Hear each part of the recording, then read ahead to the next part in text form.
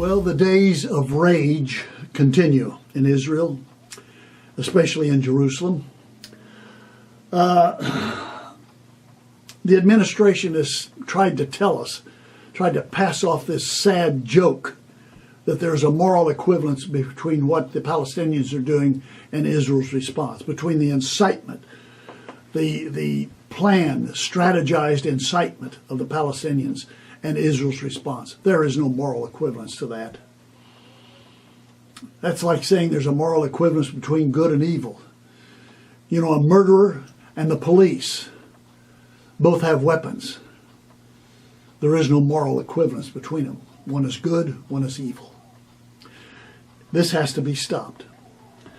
And that's exactly what the ambassador to the United States from Israel, Ambassador Ron Dermer, has said. Dermer said the international community has to make a clear demand, a demand from Mahmoud Abbas that he has to fully stop all this incitement and all lies.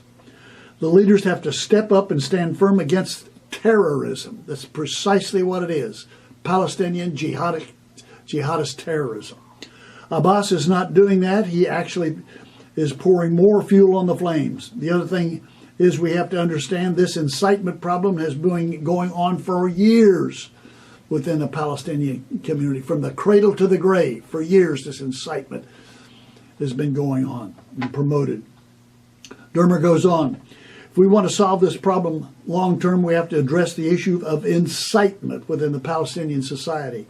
We have to look at what young Palestinian children are learning in their schools, what they're watching on television. And most important, we cannot have a Palestinian society that glorifies murderers and names public squares after killers. This has to stop. And the international community can help us to get Palestinian leadership to cause it to stop. Prime Minister Netanyahu had some additional remarks concerning this. He says, I would like to add a word to the Arabs of Israel. Do not be misled by agitators who want to engulf the country in flames. We live together. We believe in coexistence. It's very easy to unravel the threads that bind us to one another. Do not be enticed to do so. Talking to Arabs who live in Israel, Arab citizens, Israeli citizens, Arabs who are Israeli citizens. That's who he's talking to. I know there's a large public and community leaders from among Arab citizens of Israel who understand exactly what I'm saying. Leaders must find the courage to say these things and to stand up to oppose the extremists and the fanatics, the Palestinian jihadists. I have called and call upon once again to every citizen in Israel, Arab as well as Jewish. It is forbidden to raise a hand against innocent civilians from either side. Israel is a law-abiding country. Whoever takes the law in his own hands will pay the price. The president has tried to sell us the notion, the myth, that this is random violence. This is not random violence, folks. This is a planned strategy. Hamas has called for days of rage, and that's exactly what they're getting. Incitement on the part of Palestinian jihadists and the response of Israelis to take them out. This has to stop. And if I had counsel for the leadership of Israel, I would say, you tell Mahmoud Abbas, you either stop this or we will stop it. We will stop it with extreme prejudice. We will terminate Hamas with extreme prejudice. You know, up to now, all these encounters with Hamas and Hezbollah have ended in ceasefires. That should never be the future. There should be a clear-cut victory over these jihadists. They must be destroyed. And as I thought about this, I'm reminded of the passage in Zechariah chapter 12. This refers to an event that's going to take place. I don't know when, but it appears to me that the stage is being set for it. Zechariah chapter 12, God says this, I'm going to make Jerusalem a cup that sends all the surrounding peoples reeling. They're going to be knocked out. They're going to be drunk.